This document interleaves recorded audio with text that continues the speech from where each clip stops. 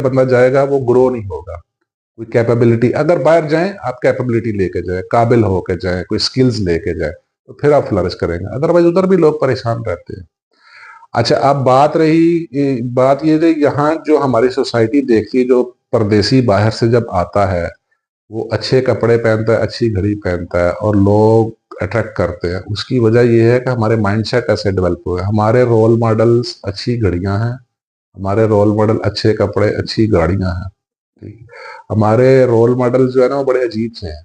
अगर हमारे role model हो ना, कोई क्रिएटिविटी हमारा रोल मॉडल हो, या कोई अच्छी किताबें हो, या कोई अच्छा नॉलेज हो, अच्छा लिटरेचर हो, ठीक है, कोई हमारे सामने कोई किसी चीज कोई मतलब किसी काबिल आदमी की मिसाल रखी जाए, तो फिर चीजें डिफरेंट होंगी। हमारी सोसाइटी में तरजीह ही पैसे को दी जाती है, हमारी सोसाइटी में तरजीह ही बड़े घरों को, रेल पेल को और शान शौकत को दी जाती है। ये असल में इसकी काज है।